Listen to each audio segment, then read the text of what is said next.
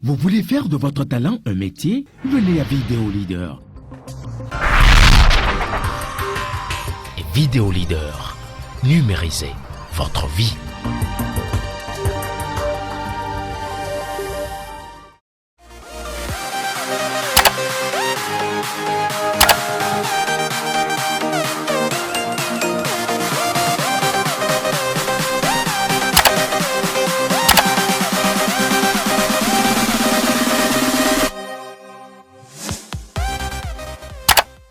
Dressage des animaux sauvages, risques et opportunités. C'est autour de ce thème que s'articula votre émission AgroFocus de ce jour. Avec l'aide de la régie, allons à Natitembourg à la découverte de Gaulle Panda. Nima Toussani est notre guide.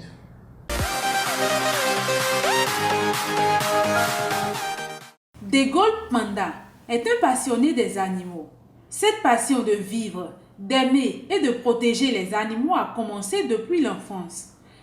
Panda vit en effet avec des animaux de plusieurs races qu'il a pris l'initiative d'élever, une activité qu'il n'a appris nulle part d'ailleurs, dit-il. Moi, c'est une histoire de passion. Je ne l'ai pas appris quelque part. Les animaux, ils sont beaux, il faut les aimer. C'est juste comme ça, depuis ma naissance. Même quand je faisais déjà quand j'avais eu mon examen, mes parents ils m'ont demandé quel cadeau on peut t'offrir. Je les ai dit je veux un chiot. Et c'était mon premier chiot. Donc depuis l'enfance, c'était déjà dans mes veines. Comment une personne peut-elle s'attacher si tant aux animaux alors que ceux-ci ne sont pas des êtres humains? À la question, Panda estime qu'il se sent mieux en leur compagnie. Il profite de l'occasion pour lancer un appel à l'endroit des autorités. Il n'y a rien de plus beau que de vivre avec les animaux. Les animaux, quand ils t'aiment, ils t'aiment. Tu te réveilles, tu les vois, ils t'accueillent avec joie. Et contrairement aux humains qui sont remplis d'hypocrisie, les animaux ne sont pas hypocrites. Quand ils t'aiment à 100%. Et déjà, c'est une grande joie d'être avec eux, de ressentir ça à chaque moment.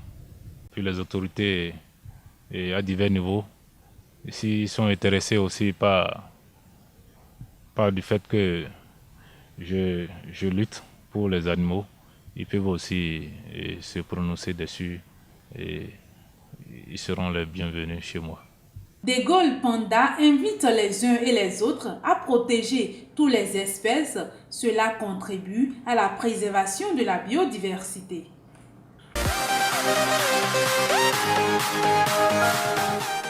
Docteur Zachary Touré, soyez le bienvenu sur notre plateau.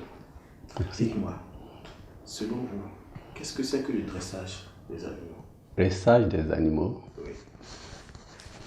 Selon le cadre, selon le repère dans lequel on se place. Par dressage, on peut entendre manipuler, entre griffes, éduquer, entre griffes, des animaux emprunts à une vie dans la nature, à adopter des attitudes que nous voudrions qu'ils adoptent. Et en guise d'exemple, vous avez parlé de la faune sauvage. Même des animaux domestiques, en fait, sont assujettis à du dressage.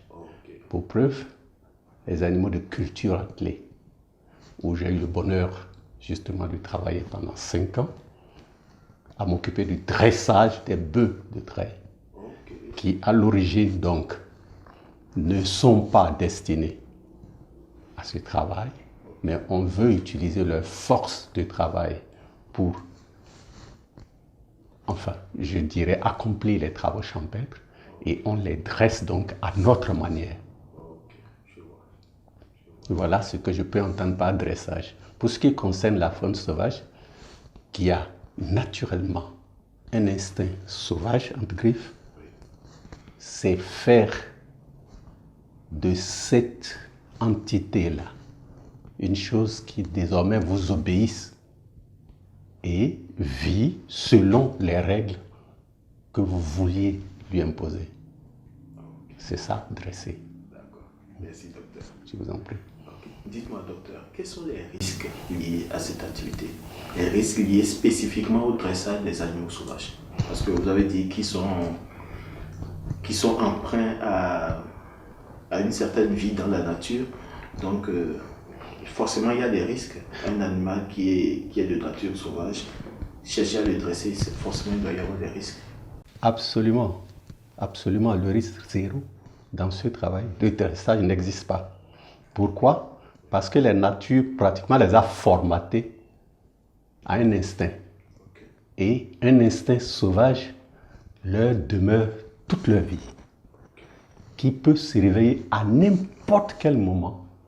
Malgré le dressage. Malgré le dressage. Pour un petit changement des données, tout de suite, l'instinct sauvage peut se réveiller.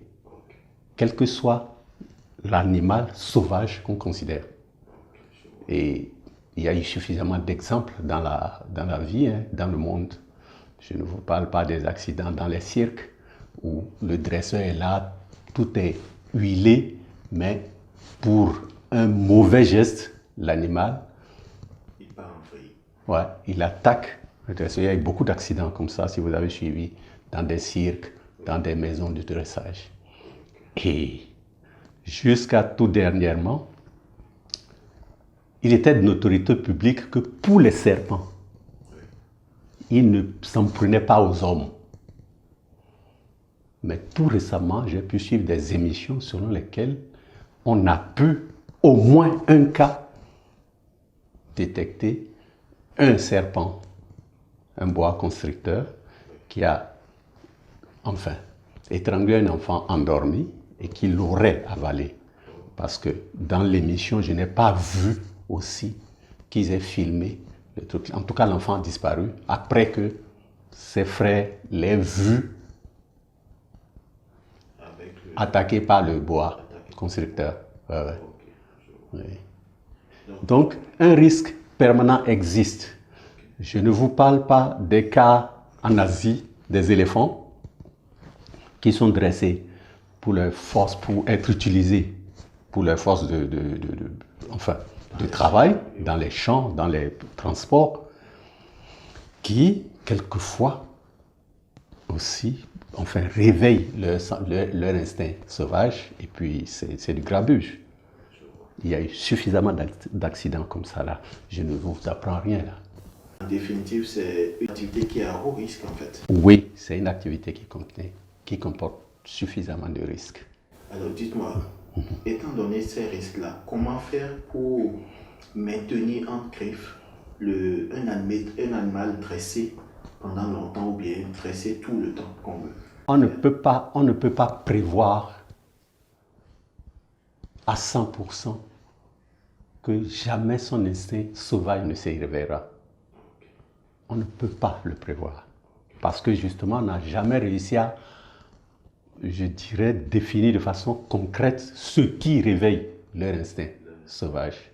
On n'a pas établi de façon formelle, si vous faites ça, son instinct sauvage va se réveiller. C'est ça qui les rend un peu compliqués, un peu à risque. Bon, comme il n'y a pas d'œuvre, dans ce domaine-là, humaine, sans risque aussi, bon, on dira que c'est comme toute œuvre humaine, quoi. Mais il est quand même utile de souligner que les risques sont un peu plus grands, quand même.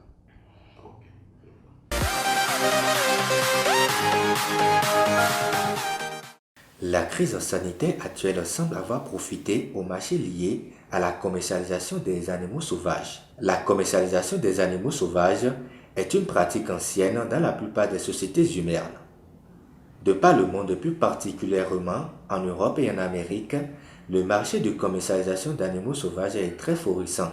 Chaque année, des millions d'individus tenant à des milliers d'espèces de mammifères, d'oiseaux, de reptiles, d'amphibiens, mais aussi de poissons, de coraux, de coquillages et d'autres invertébrés sont commercialisés pour répondre à une demande toujours grandissante à l'échelle mondiale.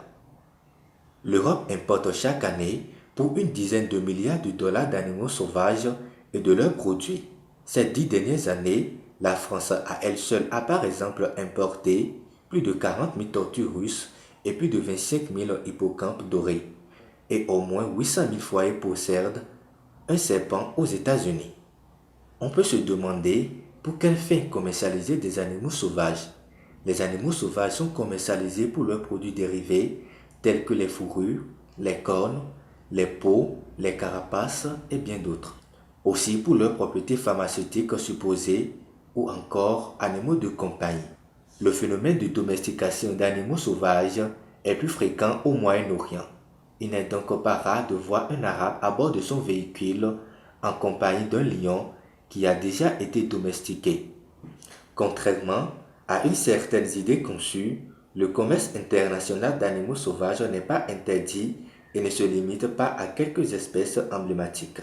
Il représente une manne financière très importante avoisinant chaque année les 100 milliards de dollars. Le commerce illégal représente environ un quart de ce montant, soit au moins 7 à 23 milliards de dollars. Il est aussi rentable, voire plus que le trafic de drogue ou d'armes. Venons-en maintenant aux opportunités. Quels sont, on vient de parler des risques, malgré tous ces risques-là, quelle est l'opportunité de s'intéresser à ce domaine-là? Bien qu'il y ait ces risques, il y a beaucoup à gagner à les dresser effectivement aussi. Et je vous ai parlé tantôt des éléphants en Asie, des buffles en Inde, en Asie aussi, des buffles qui sont, enfin, originellement sauvages, mais qu'on arrive à dresser et exploiter pour du travail. Ça, c'est une opportunité qu'on ne peut pas nier et qui justifie justement qu'on aille au dressage pour des animaux de travail. Maintenant, nous sommes dans un monde où, bon, chacun a son choix. À part le travail, il y en a qui veulent l'accompagner. L'accompagner qui suppose, bon, je dirais, de l'extravagance. Aller jusqu'à, je dirais, des caméléons qui sont pris comme animaux de compagnie. Bon, ça, c'est déjà dans un autre monde, mais le nôtre toujours, je vais dire un autre par rapport à nous, ici, localement, en Afrique. Bon, ils ont leur raison, ils savent ce qu'ils cherchent, selon la catégorie que l'on considère. Si vous allez vers surtout les carnivores, les sauvages carnivores, généralement, sont plus dangereux que les sauvages herbivores qu'on dresse pour du travail et qui sont utiles pour en venir à votre dernière question, quoi. Les opportunités, les raisons d'y aller. Effectivement, si on considère cet aspect du problème, il faut y aller, il faut dresser. Je vous ai parlé de la culture attelée chez nous. Jusqu'à demain, c'est avec les bœufs qu'on travaille. À l'origine, le bœuf ne connaît rien de la culture attelée. Mais si vous le tenez pratiquement en 6 semaines, il vous écoute, il travaille, vous utilisez sa force. Ça, c'est utile, il faut dresser. Même chose, c'est le même schéma qui est utilisé en Asie, dans les rizeries, pour faire avec les buffles, avec les éléphants en Thaïlande, qui sont utilisés pour du transport et tout ce que vous voulez. Merci, docteur. Je vous en prie. Merci pour tous ces éclaircissements. Un mot de félicitations et d'encouragement à l'équipe que je vois jeune et très plaisante. Je vous souhaite du courage et du succès dans ce que vous faites. Merci. Merci. Tout le plaisir pour moi. AgroFocus de ce jour, c'est fini. Nous vous remercions pour votre fidélité. À samedi prochain pour une nouvelle émission.